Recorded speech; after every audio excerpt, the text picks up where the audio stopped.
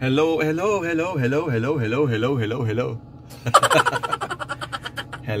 everyone. Yan, welcome back to another video. Tagal natin hindi gumawa ng vlog kasi hindi tayo nag-vlog. Naging busy tayo sa Prime, nagsisimula na naman ang peak season sa delivery.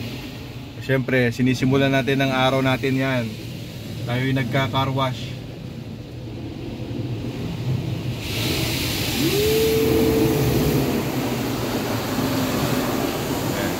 Car wash lang natin tong van para malinis naman pag tayo ay magdi-deliver sa customer.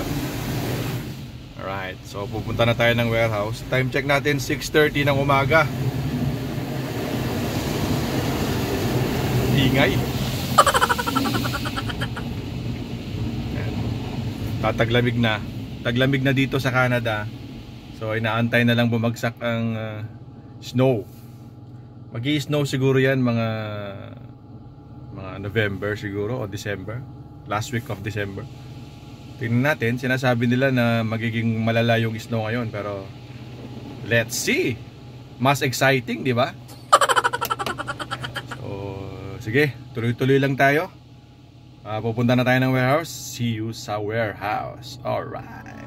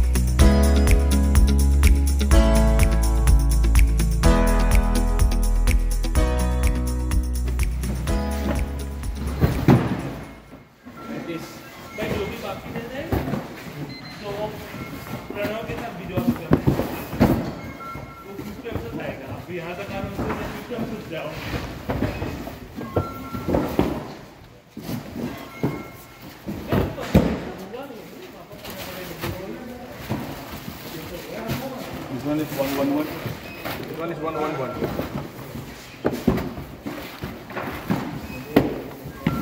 Aprit. Say hi.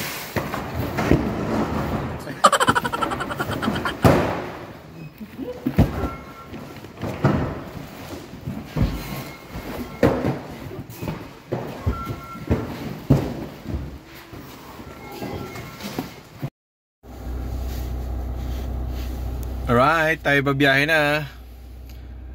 May laman na ang ating van. Yan. Tayo bumili muna ng ating kape.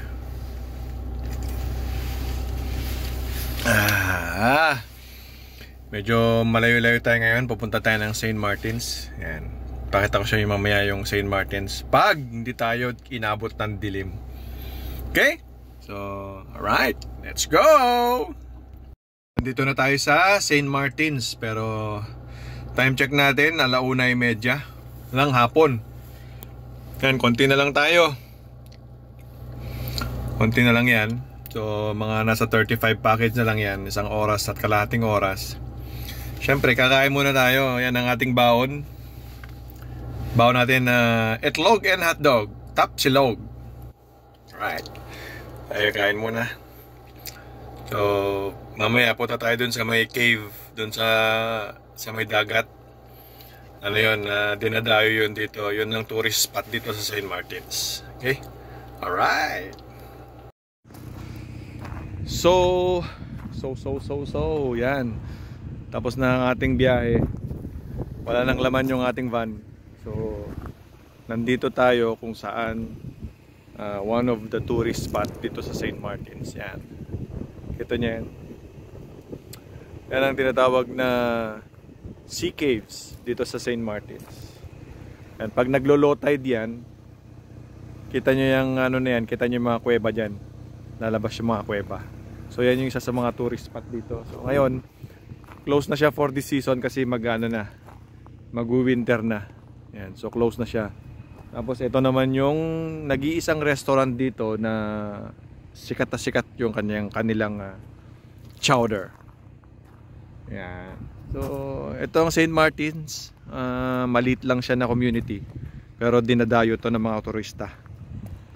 Yan, dahil dito sa Sea Caves. So ito yung Fundy Bay.